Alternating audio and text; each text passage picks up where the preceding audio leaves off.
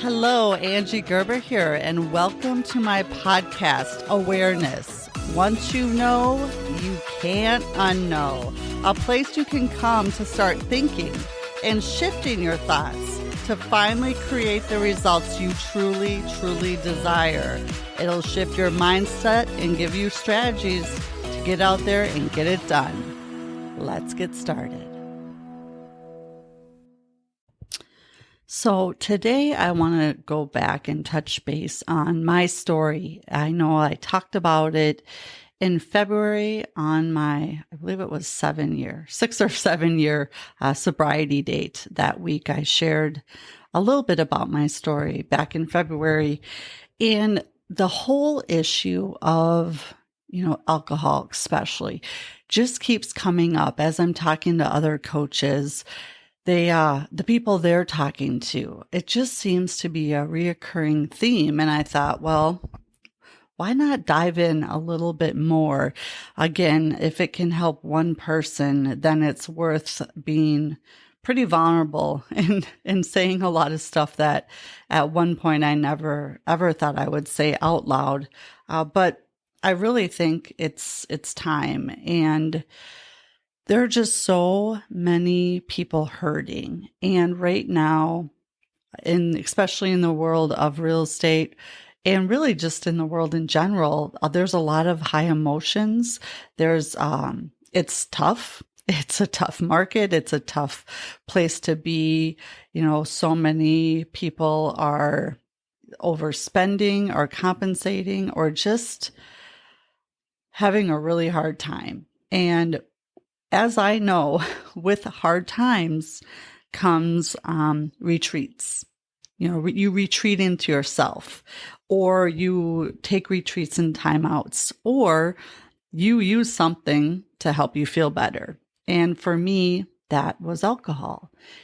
For others, it might be something else. If anything at all, it could be gambling, shopping, social media, sex. Opiates. I mean, it could be so many different things. And really, what all that stuff does is it really just distracts you. It distracts you from what you don't want to face or what you don't want to look at, or maybe that conversation you don't want to have, or that call you don't want to make, or that call you don't want to take. I remember back again, when I went on that 6 to 9 month slide where I wouldn't have recognized myself, it was the tipping point where I became someone I did not recognize, and I wouldn't have even, 9 months to a year earlier. I didn't take the call from the bank that held my mortgage, nor did I call them back. I just had another drink, and a month turned into 2. Turned into 3, turned into 5. And I don't know how I didn't lose our home. I didn't, but I came very, very, very, very close. And, that's just one situation that I was running from back then. There were so many different things that, I was doing when I was in that place. So I just want to say, if you or someone is in that place where you can see that they are self-medicating with something, it is more than likely because they don't want to have that tough conversation or face that reality, or, it's really just about running from what you don't want and becoming numb, because when you're numb, it doesn't hurt as much, or it doesn't seem as real, or you just can push it down or shove it into this corner where all of a sudden it just doesn't exist for that moment. And that feels really good. It feels like you can breathe again. And then you trick yourself into, and just as human beings, we run from pain and towards pleasure. So we're always going to be running from the pain and towards the pleasure. And I think that's where a lot of addictive activities and behaviors come from, is just suppressing and wanting to suppress what we don't want to face. So that came up again in a conversation I had this week where I am being interviewed for the goal setting, workshop that I'm running right now in the fourth quarter. It's so very important. And that's what I'm really focusing on, is just setting goals, and how when I found this process with Bob Proctor and all this information, everything changed for me. And it's really teaching that to other people and letting them understand that it can be different. It will be different. You just have to have a different perspective. And so many people, especially when you're running from something and you're self-isolating, or you're, getting addicted to something, or you are addicted to something, or you're just numbing, whatever it is, it's the perception.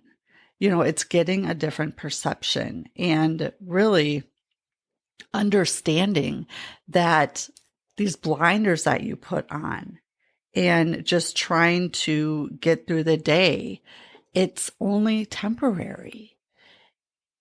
And I was so good back then for that, again, half year, 9 months, whatever it is, where I'm talking, that was where I was at my lowest low for that long, of just putting the blinders on. And the more you do it, the more reality kind of slips away, and you lose the grip and the grasp of what is reality and what isn't. And again, if you know someone, or if you're in that spot, I just want, if anything, you to know that there is a way out and you can get through it. I know it sounds kind of cliche to say all of that, but you can get the help. And there are people out there that want to help you. And I just remember, even getting up and listening to the radio and being like so mad at myself because I sometimes would be drinking at 9 a.m. and being like, they're at work. Those people are on the radio. They had to drive there. They're making a contribution to society. If they're living their lives, why am I sitting here doing this? And then I'd feel even worse. So then what I would do, I'd take another drink, and then I'd feel even worse. And then I would get to the point where it just didn't feel bad anymore. And it almost tricked myself into feeling good.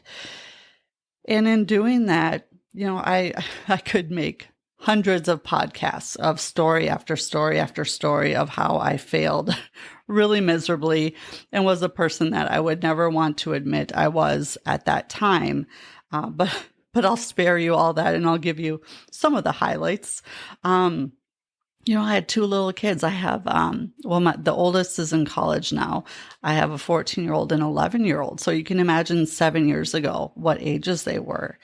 And I lost so much time with them and enjoying it. And I even, how you can go back through the years of pictures on your phone.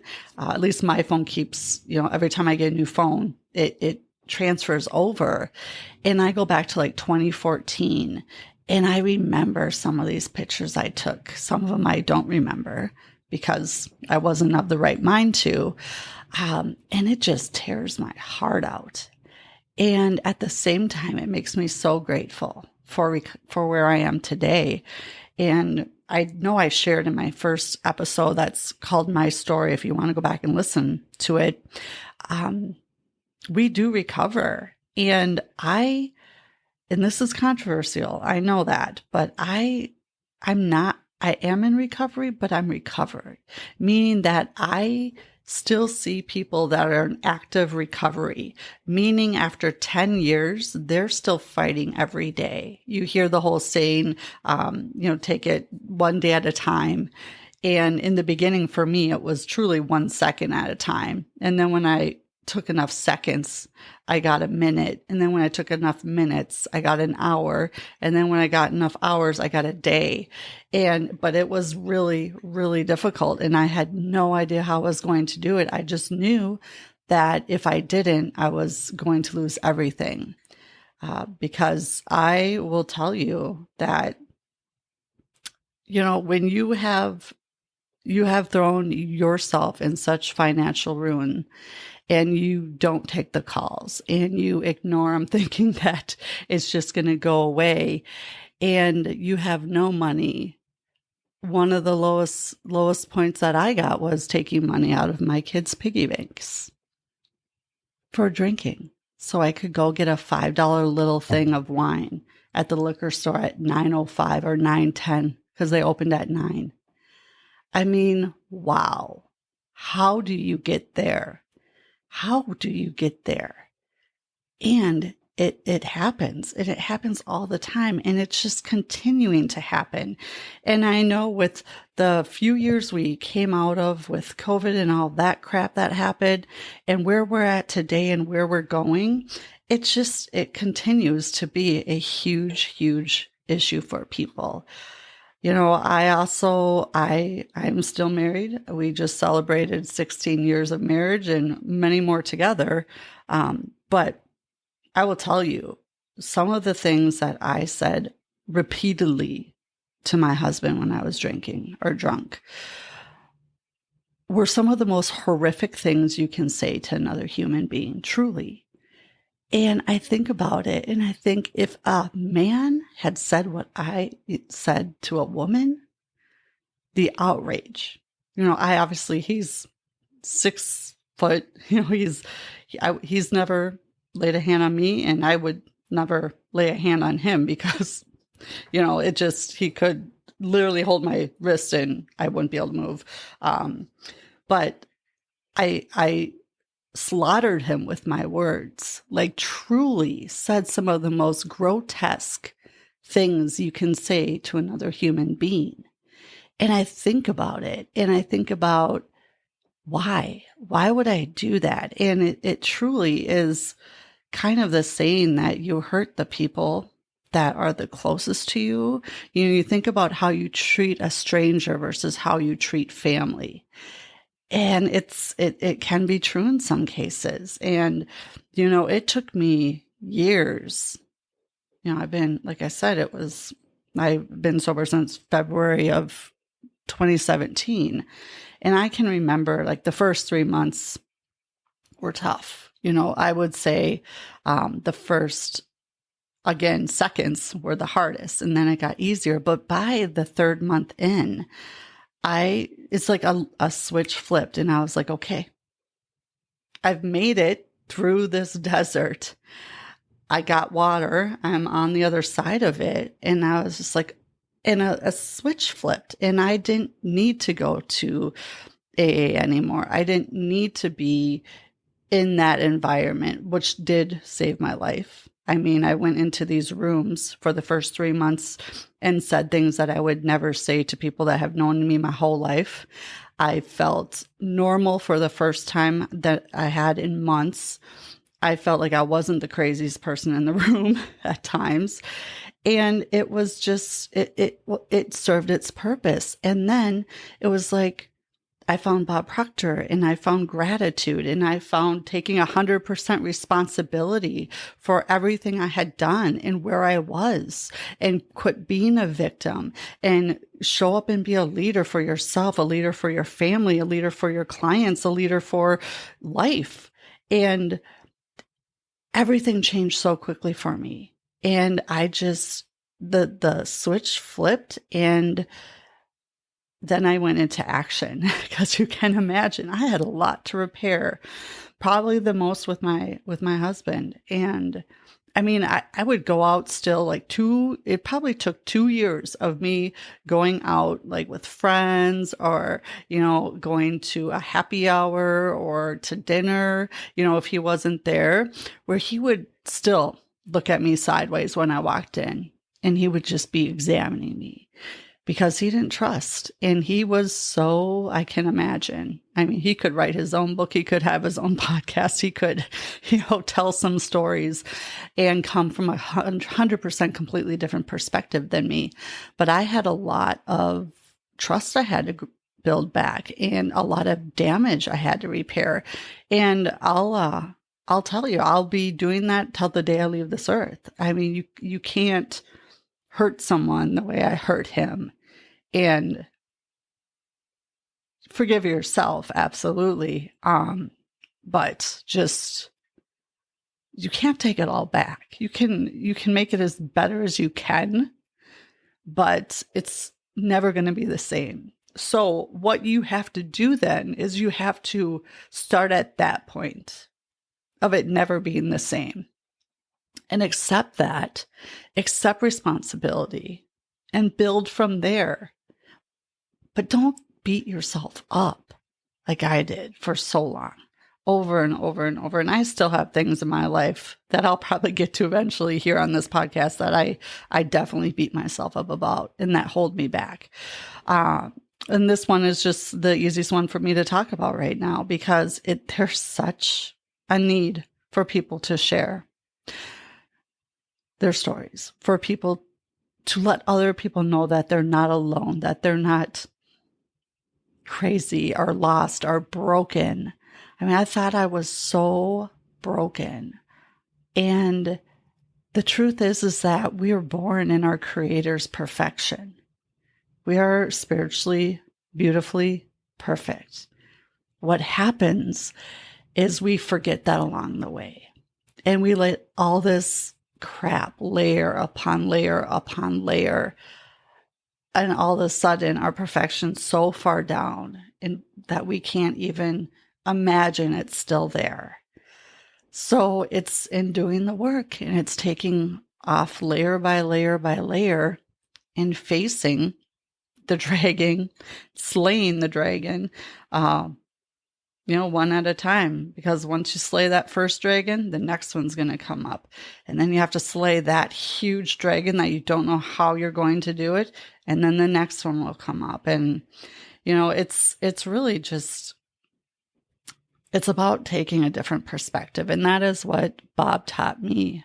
And that is what I will dedicate the rest of my life to doing is teaching people and showing people that it can be different. It doesn't have to be the way it is right now. If your results aren't what you want them to be, there's a way. And I'm a product of the product. I understand it. I've done it year after year. I mean, if you would have told me I'd be doing this right now 5 years ago, I would have thought you were insane. And it's through the growth, and it's through just time after time after time, day after day after day. I've just got really comfortable being uncomfortable and feeling the fear and pushing through and doing it anyway, doing it scared, doing it uncomfortable, doing it not knowing exactly what I'm going to say here, but knowing that what is supposed to be said will be said. And in spite of worrying what other people will think, or, it's about those little wins that I've had along the way in doing this that has made all the criticism or all of how I'm scared that person in my head, or that person's voice that's in my head, what they may or may not think, or they may or may not say to me. It's in the little wins of the people that have reached out that, one person said I saved their life. Whether I did or not, truthfully, I can say I did make an impact. And I said something that moved them, and enough to even reach out to me, to go to lunch, to have a conversation, to understand more, and to rekindle a friendship. And it's in those small wins, and the people that call me and want to talk about their DWI or their divorce or their current drinking problem or something completely separate. It's by being open and being who you really are and letting some of the ick out, that really beautiful gifts come back to you. And that's probably one of the biggest things that I've learned in the journey of sharing my story. It's in the which little, I mean, some of them are huge wins that I consider wins because I touched one person, and I made a difference in one person's life, or one person had to hear that, or it was the perfect timing for them to hear it, whether it was for themselves, or I've had people, you got to talk to my sister, or, this and that and the other thing. And yeah, so I know this isn't usually the time that I even record this, but it just keeps coming up. So I'm going to jump on it and make this recording here and get it out, because someone's supposed to hear it. It is meant for someone's ears and for someone's heart. So if that is you, or if you know someone, pass it along, let them know that they're not broken. They're just, they're just got their blinders on. They need to step back, and they really need to look at what they're running from, or what they're not wanting to do. Maybe, again, I said it's a not taking a phone call, or not making a phone call, or that hard conversation, or, just taking 100% responsibility. That was probably one of the biggest lessons I learned right off the bat from Bob, and the hardest, because I was a victim for so many years. It was someone else's fault, or this or that, or the list goes on and on. And it was once I took 100% responsibility and leaned into that, and leaned into it hard, and did all the things that come along with taking 100% responsibility, that everything changed. So that's it. If you have any questions, or if I can help in any way, feel free to reach out. I think we all need to be there for each other now more than ever. And in the days and weeks and months to come, make that phone call to that person that keeps popping into your head that you might not have talked to for a month, a year, or 20 years. Reach out on social, say hi, and just start checking in with each other. Because, yeah, I can definitely say that we for sure need each other more now than ever. So, take care, my friends, and make it a good one. Thanks for spending some time with me today. And if you like what you heard, feel free to share, like, subscribe, follow, do whatever it is you do. I'd love to get this out to as many people as possible, because it truly all does start with awareness. Once you know, you cannot unknow, and it changes everything. And of course, if I can help in any way, I'm here and happy to do so. Until next time, make it a good one.